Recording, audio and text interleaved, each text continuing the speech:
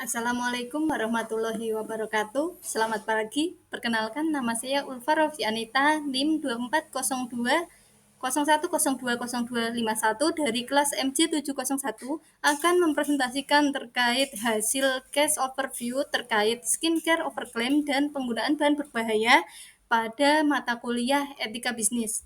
Untuk yang pertama, menurut artikel mengenai case beberapa produk skincare yang diklaim berlebihan atau overclaim terkait manfaat dan bahan mengandung bahan berbahaya seperti hidroquinone tanpa izin yang jelas, beberapa produk ini memberikan klaim yang tidak realistis sehingga dapat menyesatkan konsumen dan berpotensi menimbulkan dampak negatif pada kesehatan kulit. Nah, menurut pendapat saya tidak setuju dengan cara beberapa produk skincare memberikan klaim berlebihan atau overclaim dan tidak sepenuhnya jujur dalam menyampaikan informasi produk karena praktik tersebut melanggar prinsip-prinsip etika bisnis dan informasi produk. Adapun prinsip etika bisnis yang dilanggar oleh perusahaan skincare overclaim adalah yang pertama, prinsip kejujuran. Overclaim produk berarti perusahaan menyampaikan informasi yang tidak sesuai dengan fakta atau memberikan harapan berlebihan. Hal ini melanggar prinsip kejujuran karena konsumen berhak mendapatkan informasi yang benar dan tidak menyesatkan. Produk yang mengandung bahan berbahaya tetapi tidak mencantumkan jelas merupakan termasuk tindakan manipulatif. Prinsip kedua yang dilanggar adalah prinsip saling menguntungkan. Klaim berlebihan dan penggunaan bahan berbahaya tanpa informasi jelas hanya menguntungkan perusahaan. Misal, peningkatan penjualan sementara merugikan konsumen dalam hal masalah kesehatan kulit atau pemborosan uang untuk produk yang tidak efektif. Ini menciptakan hubungan yang tidak seimbang dan tidak saling menguntungkan.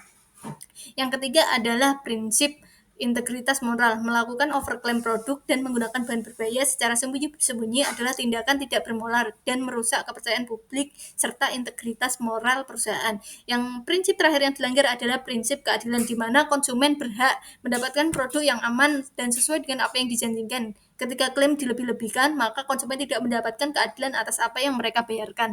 Nah, selain itu, jika produk mengandung bahan berbahaya, perusahaan telah mengabaikan hak konsumen atas kesehatan dan keselamatan konsumen.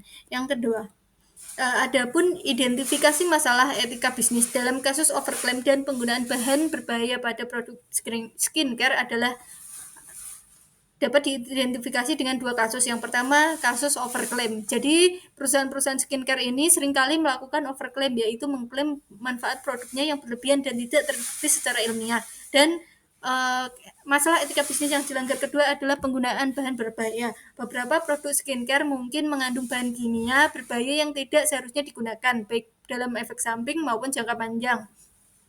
Penggunaan bahan berbahaya ini mengabaikan nilai keselamatan dan kesehatan konsumen serta dapat menyebabkan kerusakan pada kulit kesehatan secara umum.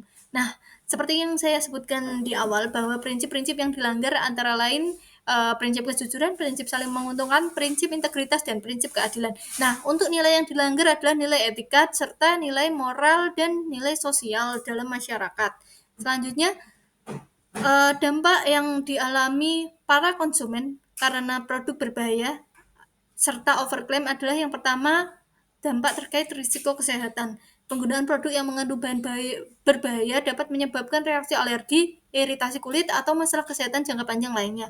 Adapun kerugian finansialnya berupa konsumen mungkin menghabiskan uang untuk produk yang tidak memberikan manfaat sesuai klaim pada produk tersebut sehingga merasa tertipu, serta harus mengeluarkan biaya tambahan untuk perawatan medis jika mengalami gangguan kesehatan. Untuk yang ketiga, kekecewaan dan hilangnya kepercayaan. Ketika konsumen menyadari bahwa mereka telah tertipu oleh klaim yang tidak benar atau produk yang berbahaya, kepercayaan mereka terhadap merek tersebut akan menurun dan dapat berimbas pada penjualan dan reputasi perusahaan itu sendiri. Selanjutnya, terkait langkah konkret perusahaan yang dapat diambil oleh perusahaan untuk meningkatkan tanggung jawab. Yang pertama adalah transparansi dalam labeling dan klaim. Langkah konkret yang dapat dilakukan perusahaan adalah perusahaan harusnya memastikan bahwa semua produk label mencantumkan informasi yang jelas, akurat, dan lengkap. Ini termasuk bahan-bahan yang digunakan serta fungsi produk serta efek sampingnya. Menghindari penggunaan istilah yang menyesatkan seperti alami, organik tanpa sertifikasi yang sah. Selanjutnya yaitu tanggung jawabnya berupa transparansi, menciptakan kepercayaan dengan konsumen dan memperlihatkan bahwa perusahaan menghargai integritas yang jelas dan komunikasi yang baik dengan konsumen. Yang kedua dapat dilakukan uji kelayakan dan keamanan produk. Langkah yang dapat dilakukan Perusahaan antara lain menguji klinis untuk semua produk sebelum diluncurkan ke pasar. Ini termasuk menguji keamanan dan efektivitas serta evaluasi dampak jangka panjang dari penggunaan produk dan mengadopsi standarisasi yang diakui oleh internasional untuk pengembangan produk skincare. Peningkatan tanggung jawabnya dapat berubah dengan membuktikan bahwa produk aman yang digunakan perusahaan menunjukkan komitmen terhadap kesehatan dan kesejahteraan konsumen. Yang ketiga, komunikasi yang jujur. Langkahnya mengurangi atau menghindari klaim yang tidak berdasar mengenai kemampuan produk, terutama yang berkaitan dengan hasil drastis dan tidak realistis. Berinvestasi dalam penelitian dan pengembangan untuk mendukung klaim yang dibuat berbagai hasil dengan konsumen. Peningkatan tanggung jawabnya bisa melalui dengan memberikan informasi yang jujur. Perusahaan tidak hanya melindungi konsumen, tetapi juga memperkuat reputasi mereka di pasar. Untuk yang keempat, yaitu menerapkan program tanggung jawab sosial perusahaan, yaitu CSR. Langkahnya membuat program yang fokus pada pendidikan konsumen tentang perawatan kulit, kesehatan, serta mendukung pencapaian kesejahteraan sosial dan lingkungan. Terlibat langsung dalam inisiatif komunitas seperti penyuluhan terkait bahan-bahan yang digunakan. Nah, peningkatan tanggung jawabnya ini melalui keterlibatan perusahaan dalam CSR, menunjukkan bahwa mereka peduli lebih dari sekedar keuntungan finansial dan berkomitmen pada dampak sosial yang positif. Yang kelima, menerima feedback dari konsumen, yaitu dengan langkah membuka saluran komunikasi dengan konsumen serta mengadakan survei dan menerima feedback dari konsumen. Peningkatan tanggung jawabnya dapat berubah dengan mendengarkan suara konsumen. Perusahaan dapat menyesuaikan produk dan layanan agar lebih memenuhi harapan konsumen. Nah, selanjutnya berikut adalah peraturan pemerintah atau kebijakan yang relevan di Indonesia terkait keamanan produk kosmetik dan skincare. Yang pertama ada UU nomor 36 tahun 2009 tentang kesehatan yang memuat ketentuan umum mengenai perlindungan konsumen terkait barang dan jasa termasuk kosmetik. Peraturan pemerintah nomor 51 tahun 2001 tentang pangan dan obat yang mencakup ketentuan umum untuk produk yang berpotensi mempengaruhi kesehatan. Yang ketiga ada peraturan kepala BPOM nomor 21 tahun 2016 tentang pendaftaran kosmetik. Yang keempat ada peraturan Badan POM nomor 22 tahun 2016 tentang label dan iklan kosmetik yang mengatur tentang informasi yang harus dicantumkan pada label iklan produk kosmetik. Yang kelima, peraturan BPOM nomor 17 tahun 2022 tentang perubahan atas peraturan Badan Pengawas. Dan yang keenam, peraturan Menteri Kesehatan Permenkes nomor 1176 garing Menkes garing Per garing 8 garing 2010 tentang notifikasi kosmetik.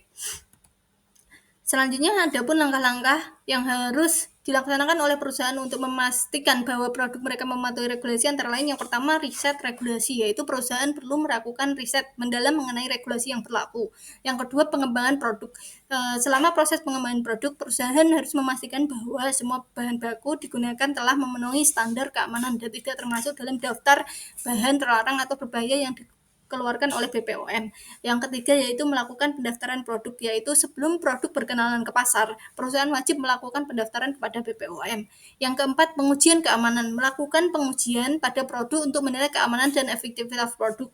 Yang kelima yaitu pelatihan dan sosialisasi. Perusahaan harus mengadakan pelatihan dan sosialisasi untuk karyawan terkait kepatuhan terhadap regulasi keamanan produk sehingga dapat dimengerti dan dapat dipastikan seluruh komponen perusahaan mempertanggungjawabkan hal tersebut. Yang selanjutnya pengawasan dan audit internal. Melakukan audit internal rutin untuk memastikan bahwa semua produksi dan distribusi sesuai dengan regulasi.